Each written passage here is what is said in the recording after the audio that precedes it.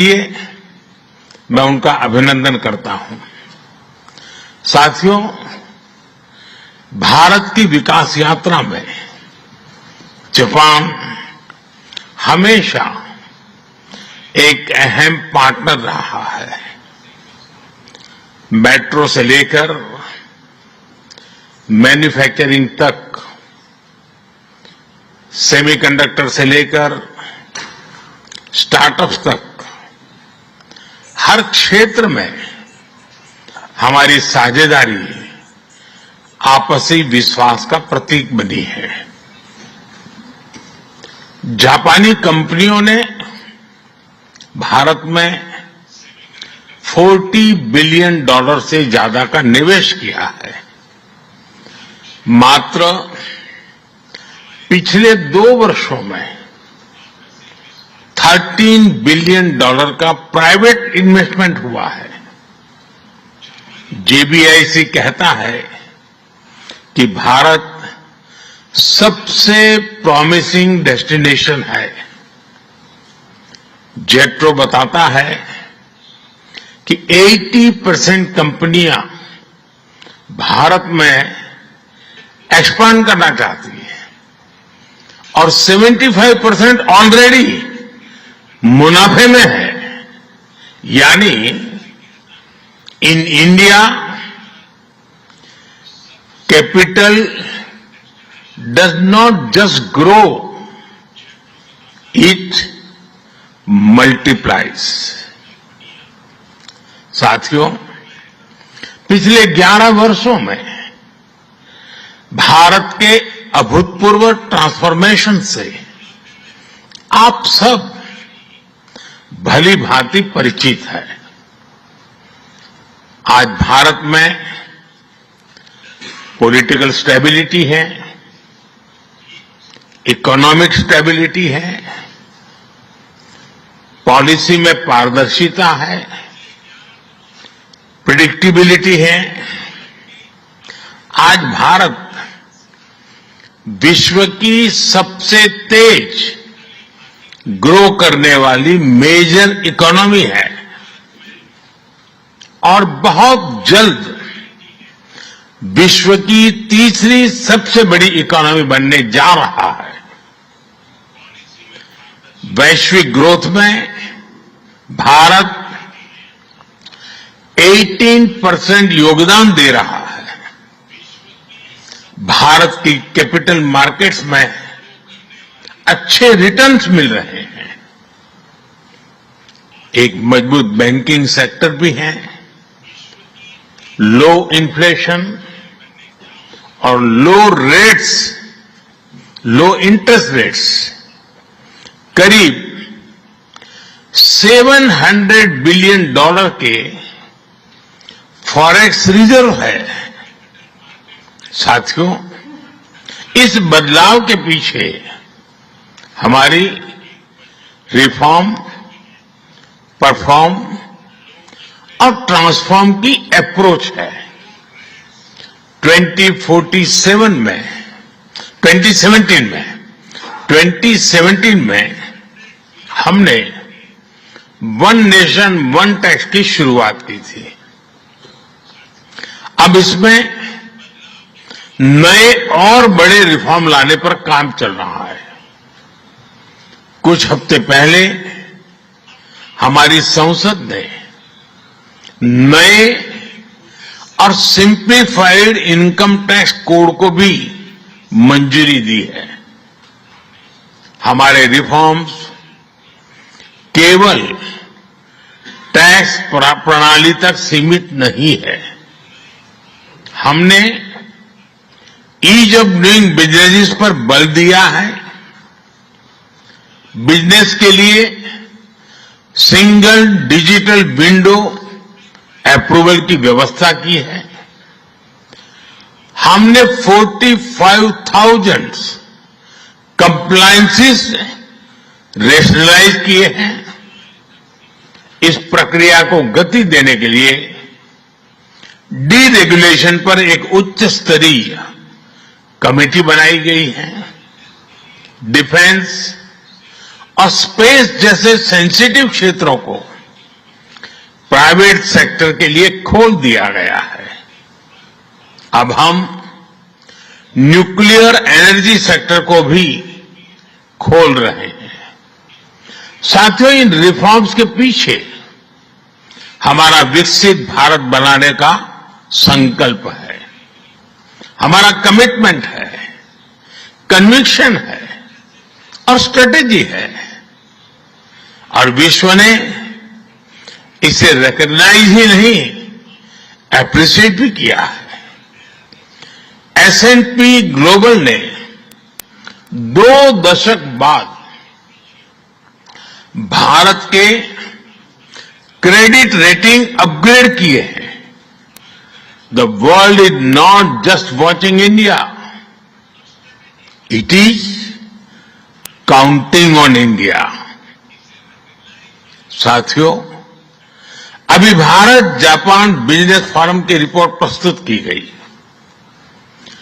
कंपनियों के बीच हुई बिजनेस डील्स, इसका बड़ा विस्तार से वर्णन दिया गया। इस प्रगति के लिए मैं आप सभी का बहुत बहुत अभिनंदन करता हूं।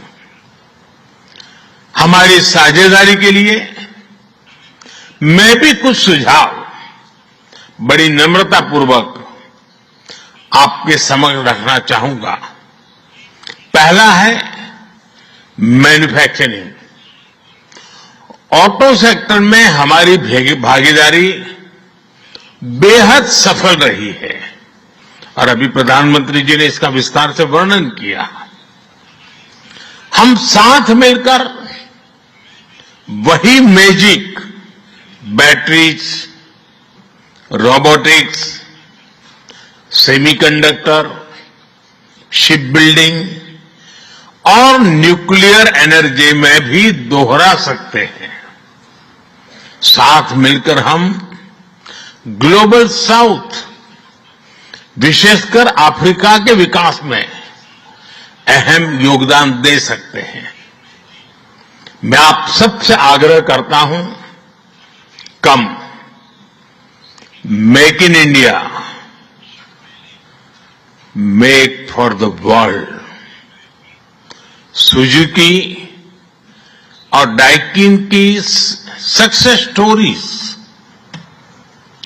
आपकी भी सक्सेस स्टोरीज बन सकती है। दूसरा है टेक्नोलॉजी और इनोवेशन।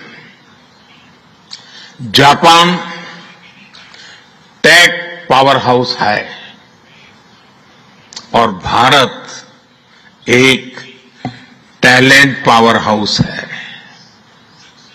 भारत ने AI, semiconductor, quantum computing, biotech और स्पेस में बोल्ड और एम्बिशियस इनिशिएटिव लिए हैं। जापान की टेक्नोलॉजी और भारत का टैलेंट मिलकर इस सदी के टेक रिवॉल्यूशन का नेतृत्व कर सकते हैं। तीसरा क्षेत्र है ग्रीन एनर्जी ट्रांजिशन। भारत तेजी से 2030 तक 500 गीगावाट रिन्यूएबल एनर्जी के लक्ष्य की ओर अग्रसर है। हमने 2047 तक 100 गीगावाट न्यूक्लियर पावर का भी लक्ष्य रखा है। सोलर सेल्स हो या फिर ग्रीन हाइड्रोजन, साझेदारी की अपार संभावनाएं हैं। भारत और जापान के बीच ज्वाइंट क्रेडिट मैकेनिज्म पर समझौता हुआ है। इसका लाभ उठाकर क्लीन और ग्रीन फ्यूचर के निर्माण में सहयोग किया जा सकता है। चौथा है नेक्स्ट जेन इंफ्रास्ट्रक्चर।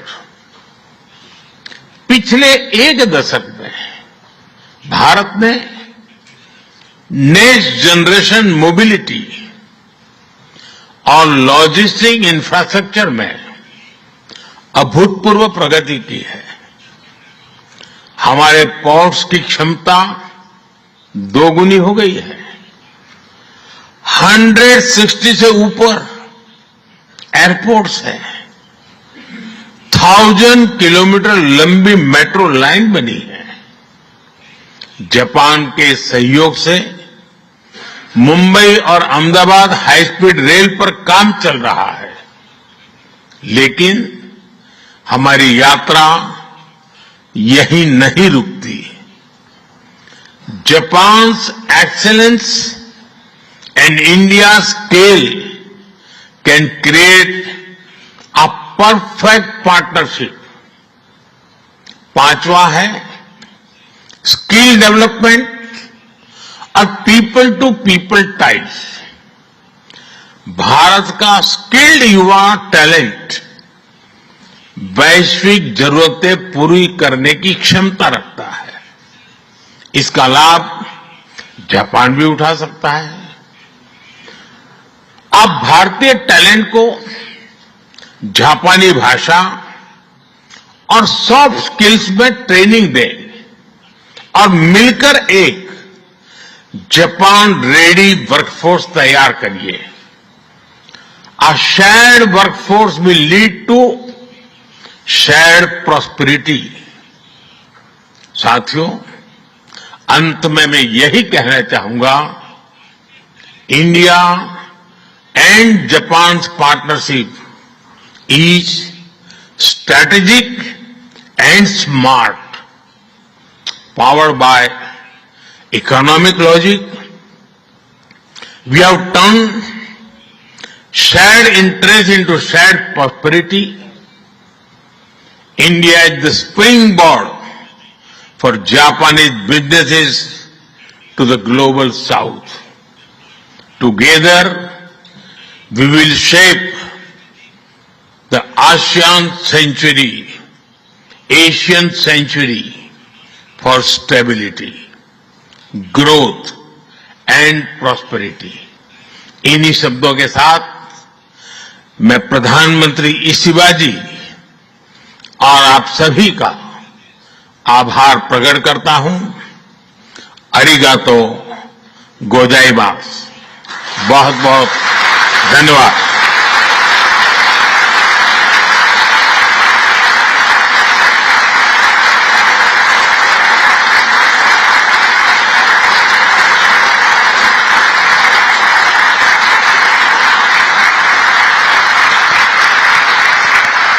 モディ首相、ありがとうございました。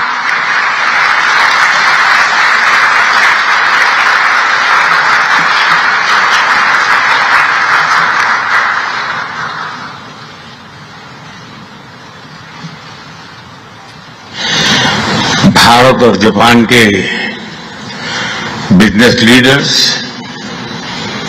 देवी और सज्जनों, नमस्कार। कोनिचिवा। मैं आज सुबह ही टोक्यो पहुंचा हूं। मुझे बहुत खुशी है कि मेरी यात्रा की शुरुआत बिजनेस जगत के दिग्गजों के साथ हो रही है और उसमें से आपसे बहुत लोग हैं जिनसे मेरा व्यक्तिगत परिचय रहा है। जब मैं गुजरात में था तब भी और गुजरात से दिल्ली आया तो तब भी आप में से कई लोगों से बहुत ही निकट परिचय मेरा रहा है और मुझे खुशी है कि आज सबसे मुझे मिलने का अवसर मिला है। मैं प्रधानमंत्री इशिबा का विशेष रूप से आभार व्यक्त करता हूं कि वे इस फोरम से जुड़े हैं। उनके बहुमूल्य वक्तव्य के लिए मैं उनका अभिनंदन करता हूं। साथियों, भारत की विकास यात्रा में जापान हमेशा एक अहम पार्टनर रहा है। मेट्रो से लेकर मैन्युफैक्चरिंग तक,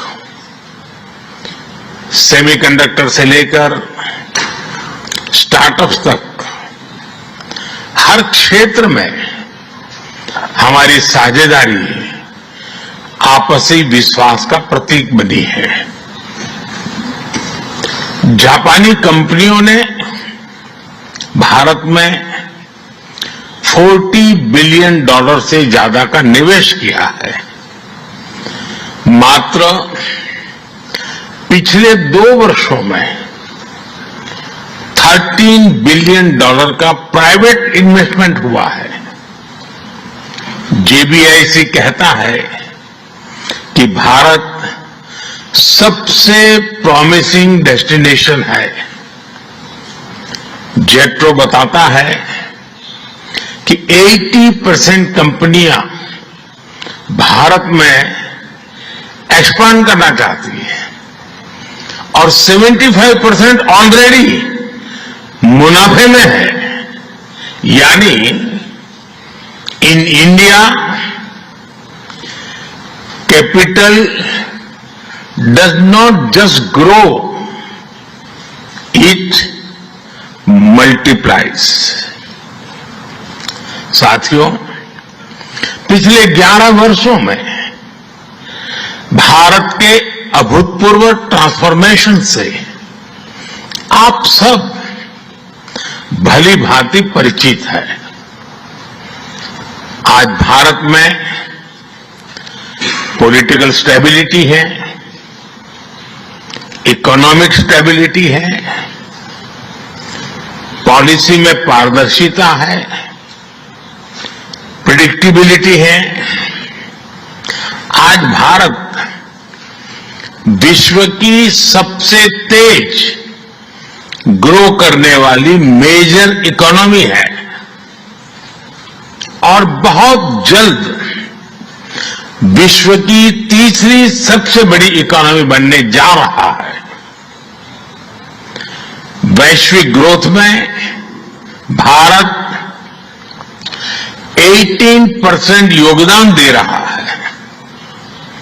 भारत की कैपिटल मार्केट्स में अच्छे रिटर्न्स मिल रहे हैं।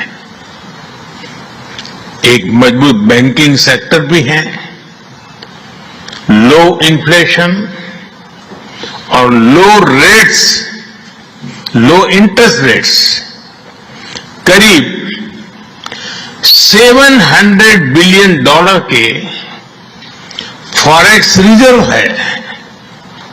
साथियों, इस बदलाव के पीछे हमारी रिफॉर्म, परफॉर्म और ट्रांसफॉर्म की अप्रोच है।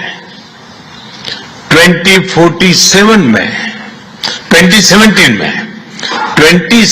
में हमने वन नेशन वन टैक्स की शुरुआत की थी। अब इसमें नए और बड़े रिफॉर्म लाने पर काम चल रहा है। कुछ हफ्ते पहले हमारी संसद ने नए और सिंप्लीफाइड इनकम टैक्स कोड को भी मंजूरी दी है। हमारे रिफॉर्म्स केवल टैक्स प्रणाली तक सीमित नहीं है। हमने ईज ऑफ डूइंग बिजनेस पर बल दिया है। बिजनेस के लिए सिंगल डिजिटल विंडो अप्रूवल की व्यवस्था की है। हमने 45,000 कंप्लायंसेस रेशनलाइज किए हैं। इस प्रक्रिया को गति देने के लिए डीरेगुलेशन पर एक उच्च स्तरीय कमेटी बनाई गई है। डिफेंस और स्पेस जैसे सेंसिटिव क्षेत्रों को प्राइवेट सेक्टर के लिए खोल दिया गया है। अब हम न्यूक्लियर एनर्जी सेक्टर को भी खोल रहे हैं। साथियों, इन रिफॉर्म्स के पीछे हमारा विकसित भारत बनाने का संकल्प है, हमारा कमिटमेंट है, कन्विक्शन है और स्ट्रेटेजी है, और विश्व ने इसे रिकॉग्नाइज ही नहीं, एप्रिशिएट भी किया है। S&P ग्लोबल ने 2 दशक बाद भारत के क्रेडिट रेटिंग अपग्रेड किए हैं। The world is not just watching India, it is counting on India. साथियों, अभी भारत जापान बिजनेस फोरम की रिपोर्ट प्रस्तुत की गई। कंपनियों के बीच हुई बिजनेस डील्स, इसका बड़ा विस्तार से वर्णन दिया गया। इस प्रगति के लिए मैं आप सभी का बहुत बहुत अभिनंदन करता हूं। हमारी साझेदारी के लिए मैं भी कुछ सुझाव बड़ी नम्रतापूर्वक आपके समक्ष रखना चाहूंगा। पहला है मैन्युफैक्चरिंग। ऑटो सेक्टर में हमारी भागीदारी बेहद सफल रही है और अभी प्रधानमंत्री जी ने इसका विस्तार से वर्णन किया। हम साथ मिलकर वही magic batteries, robotics, semiconductor, ship building और न्यूक्लियर एनर्जी में भी दोहरा सकते हैं। साथ मिलकर हम ग्लोबल साउथ, विशेषकर अफ्रीका के विकास में अहम योगदान दे सकते हैं। मैं आप सबसे आग्रह करता हूं, कम make in India, make for the world. Suzuki और डाइकिन की सक्सेस स्टोरीज आपकी भी सक्सेस स्टोरीज बन सकती है। दूसरा है टेक्नोलॉजी और innovation. Japan tech power house है और भारत एक टैलेंट पावर हाउस है। भारत ने AI, semiconductor, quantum computing, biotech और स्पेस में बोल्ड और एम्बिशियस इनिशिएटिव लिए हैं। जापान की टेक्नोलॉजी और भारत का टैलेंट मिलकर इस सदी के टेक रिवॉल्यूशन का नेतृत्व कर सकते हैं। तीसरा क्षेत्र है ग्रीन एनर्जी ट्रांजिशन। भारत तेजी से 2030 तक 500 गीगावाट रिन्यूएबल एनर्जी के लक्ष्य की ओर अग्रसर है। हमने 2047 तक 100 गीगावाट न्यूक्लियर पावर का भी लक्ष्य रखा है। सोलर सेल्स हो या फिर ग्रीन हाइड्रोजन, साझेदारी की अपार संभावनाएं हैं। भारत और जापान के बीच जॉइंट क्रेडिट मैकेनिज्म पर समझौता हुआ है। इसका लाभ उठाकर क्लीन और ग्रीन फ्यूचर के निर्माण में सहयोग किया जा सकता है। चौथा है नेक्स्ट जेन इंफ्रास्ट्रक्चर। पिछले 1 दशक में भारत ने नेक्स्ट जनरेशन मोबिलिटी और लॉजिस्टिक इंफ्रास्ट्रक्चर में अभूतपूर्व प्रगति की है। हमारे पोर्ट्स की क्षमता दोगुनी हो गई है। 160 से ऊपर एयरपोर्ट्स हैं। 1000 किलोमीटर लंबी मेट्रो लाइन बनी है। जापान के सहयोग से मुंबई और अहमदाबाद हाई स्पीड रेल पर काम चल रहा है। लेकिन हमारी यात्रा यही नहीं रुकती। Japan's excellence and India scale can create a perfect partnership. 5वां है स्किल डेवलपमेंट और people to people types. Bharat का स्किल्ड युवा टैलेंट वैश्विक जरूरतें पूरी करने की क्षमता रखता है। इसका लाभ जापान भी उठा सकता है। आप भारतीय टैलेंट को जापानी भाषा और सॉफ्ट स्किल्स में ट्रेनिंग दें और मिलकर एक जापान रेडी वर्कफोर्स तैयार करिए। A shared workforce will lead to shared prosperity। साथियों, अंत में मैं यही कहना चाहूंगा, India and Japan partnership is strategic and smart, powered by economic logic. We have turn shared interest into shared prosperity.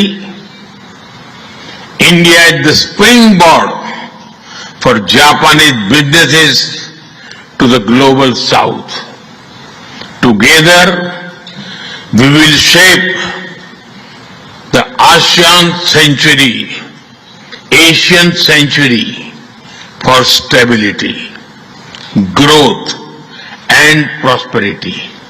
इन्हीं शब्दों के साथ मैं प्रधानमंत्री इशिबा जी और आप सभी का आभार प्रकट करता हूं। अरिगातो गोजाइमास। बहुत बहुत धन्यवाद। भारत और जापान के बिजनेस लीडर्स, देवी और सज्जनों, नमस्कार, कोनिचिवा। मैं आज सुबह ही टोक्यो पहुंचा हूं। मुझे बहुत खुशी है कि मेरी यात्रा की शुरुआत बिजनेस जगत के दिग्गजों के साथ हो रही है और उसमें से आपसे बहुत लोग हैं जिनसे मेरा व्यक्तिगत परिचय रहा है। जब मैं गुजरात में था तब भी और गुजरात से दिल्ली आया तो तब भी आप में से कई लोगों से बहुत ही निकट परिचय मेरा रहा है और मुझे खुशी है कि आज सबसे मुझे मिलने का अवसर मिला है। मैं प्रधानमंत्री इशिबा का विशेष रूप से आभार व्यक्त करता हूं कि वे इस फोरम से जुड़े हैं। उनके बहुमूल्य वक्तव्य के लिए मैं उनका अभिनंदन करता हूं। साथियों, भारत की विकास यात्रा में जापान हमेशा एक अहम पार्टनर रहा है। मेट्रो से लेकर मैन्युफैक्चरिंग तक, सेमीकंडक्टर से लेकर स्टार्टअप्स तक, हर क्षेत्र में हमारी साझेदारी आपसी विश्वास का प्रतीक बनी है। जापानी कंपनियों ने भारत में $40 बिलियन से ज्यादा का निवेश किया है। मात्र पिछले 2 वर्षों में $13 बिलियन का प्राइवेट इन्वेस्टमेंट हुआ है। जेबीआईसी कहता है कि भारत सबसे प्रॉमिसिंग डेस्टिनेशन है। जेट्रो बताता है कि 80% कंपनियां भारत में एक्सपांड करना चाहती है और 75% ऑलरेडी मुनाफे में है। यानी in India capital does not just grow, it multiplies. साथियों, पिछले 11 वर्षों में भारत के अभूतपूर्व ट्रांसफॉर्मेशन से आप सब भली भांति परिचित है। आज भारत में पॉलिटिकल स्टेबिलिटी है, इकोनॉमिक स्टेबिलिटी है, पॉलिसी में पारदर्शिता है, प्रेडिक्टिबिलिटी है। आज भारत विश्व की सबसे तेज ग्रो करने वाली मेजर इकोनॉमी है और बहुत जल्द विश्व की तीसरी सबसे बड़ी इकोनॉमी बनने जा रहा है। वैश्विक ग्रोथ में भारत 18% योगदान दे रहा है।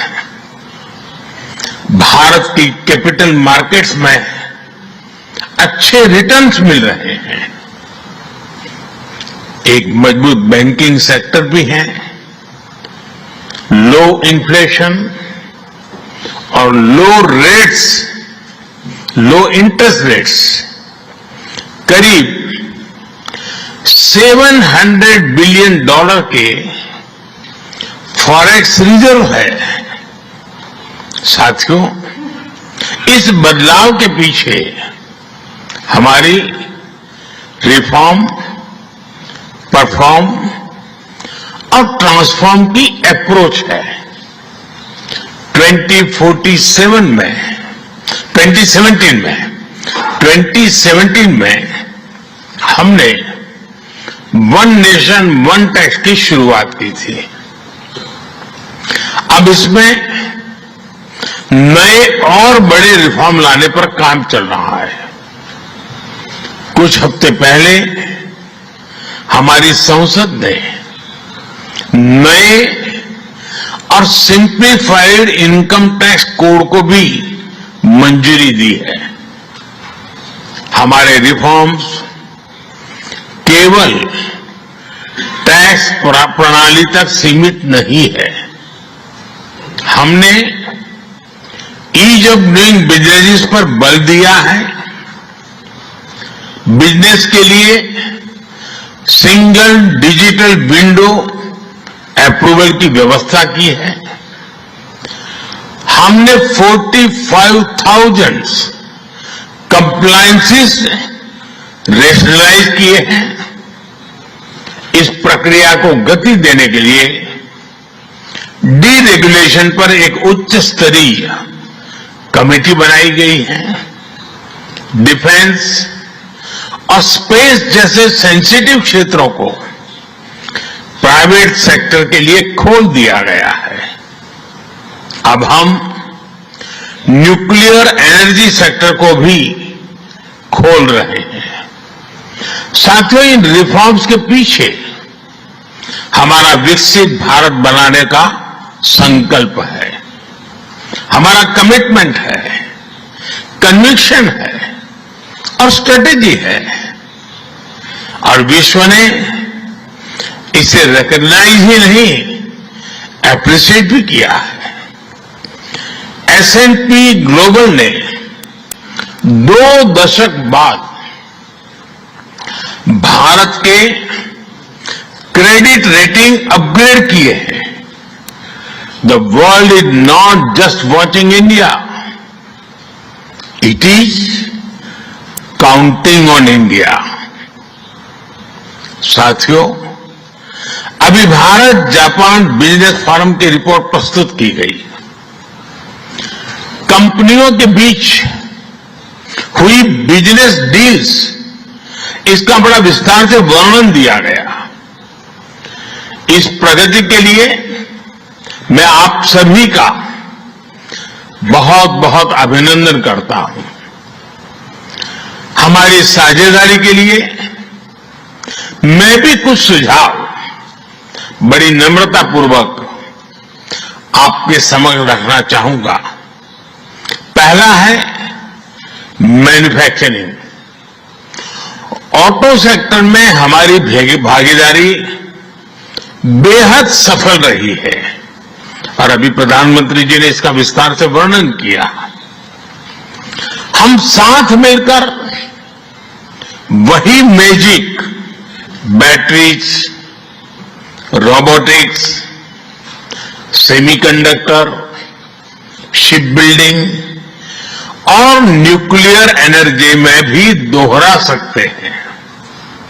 साथ मिलकर हम ग्लोबल साउथ, विशेषकर अफ्रीका के विकास में अहम योगदान दे सकते हैं। मैं आप सबसे आग्रह करता हूं, कम make in India, make for the world. Suzuki और डाइकिन की सक्सेस स्टोरीज आपकी भी सक्सेस स्टोरीज बन सकती है। दूसरा है टेक्नोलॉजी और innovation.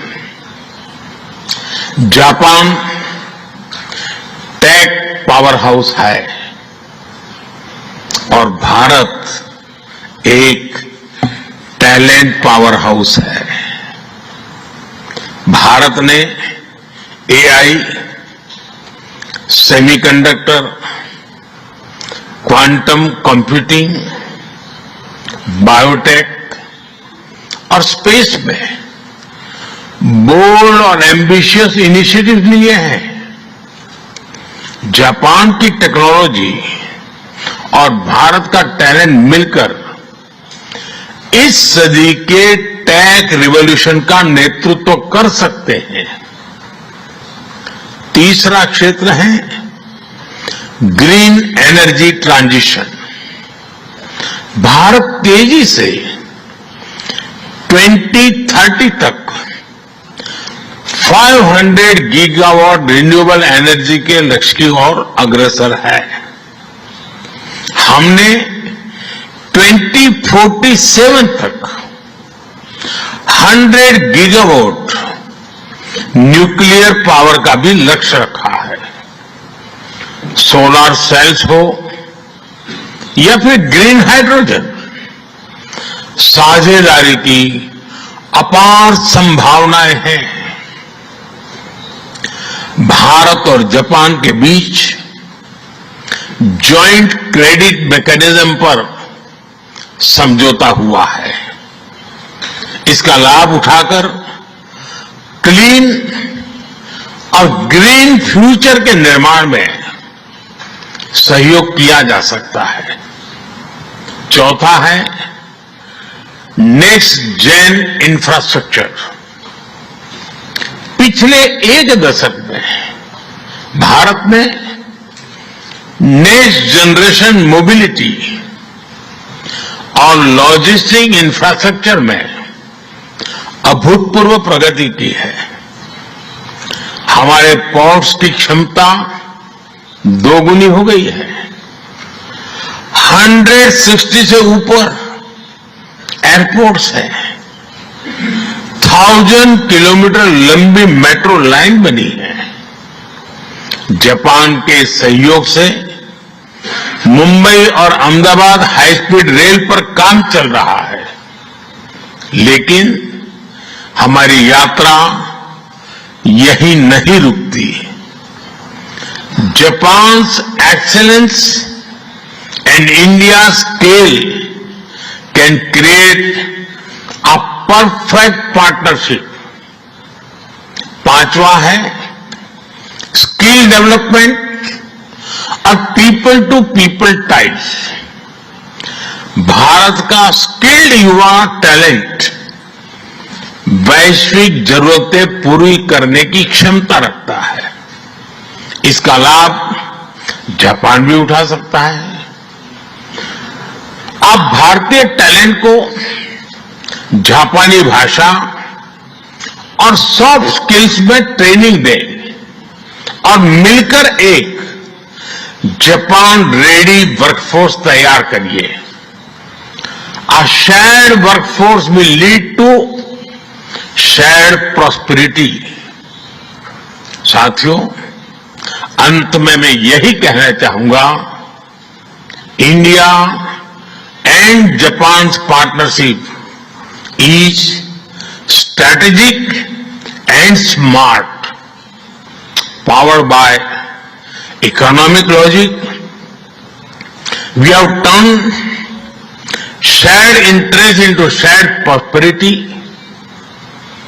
India is the springboard for Japanese businesses to the global south. Together, we will shape the ASEAN century, Asian century for stability, growth and prosperity.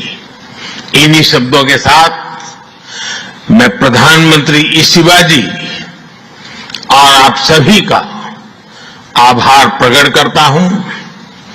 अरिगातो गोजाइमास। बहुत बहुत धन्यवाद। भारत और जापान के बिजनेस लीडर्स, देवी और सज्जनों, नमस्कार। कोनिचिवा।